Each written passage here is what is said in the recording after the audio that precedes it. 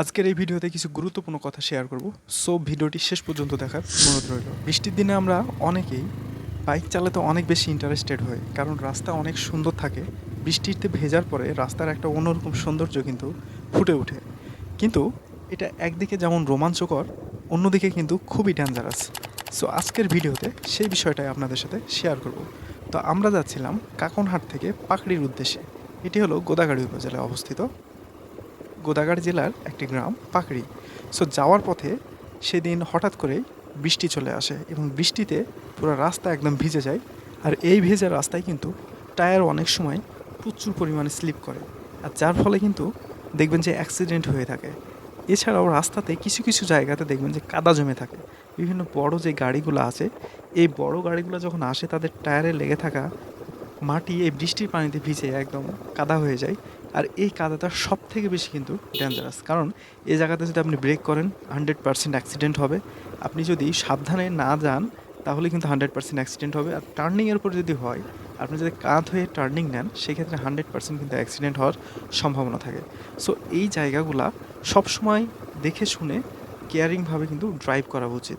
So আমরা যাচ্ছিলাম, তো এই রাস্তাতে যেতে গিয়েই কিন্তু অ্যাক্সিডেন্টটা হয়।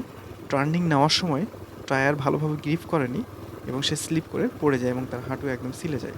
সো যখন এই ধরনের রাস্তাতে, ভেজা রাস্তাতে গাড়ি চালাবেন, অবশ্যই সতর্কতা মেনটেন করে গাড়ি চালাবেন।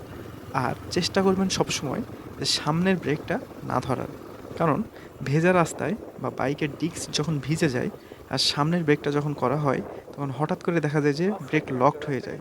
আর ব্রেক লকড হওয়ার কারণে গাড়িটা তখন কিন্তু আর দাঁড়ায় না, তখন কাত হয়ে পড়ে যায়। এবং আপনি যদি স্পিডে থাকেন, সেক্ষেত্রে দেখা যাচ্ছে যে যেমনি ব্রেকটা লক হবে অমনি কিন্তু ছেঁচড়ে আপনি কিছু দূর চলে যেতে পারেন। এক্ষেত্রে দেখা যাচ্ছে যে আপনার হাত পা একদম ছিলে যেতে পারে। এটা আপনার গতির উপরে নির্ভর করবে যে আপনার ক্ষয়ক্ষতি কতটুকু হবে। তো এই বিষয়গুলো মেনটেন করে যদি গাড়ি চালাতে পারেন, আর অবশ্যই এই ভেজা রাস্তাতে কখনোই ওভার স্পিডে গাড়ি চালাবেন না বা ওভারটেকিং করবেন না। ওভারটেকিং যদিও করেন, তো বুঝে শুনে কিন্তু ওভারটেকিং করতে হবে।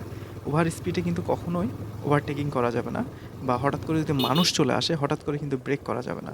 ইমার্জেন্সি ব্রেকের দরকার হলে পেছনের ব্রেক দিয়ে ইমার্জেন্সি ব্রেক করার চেষ্টা করবেন, বিশেষ করে এই যখন বৃষ্টির মৌসুমে অর্থাৎ বর্ষাকালে। কারণ সামনের ব্রেক ম্যাক্সিমাম টাইমে কিন্তু হঠাৎ করে লকড হয়ে যায়।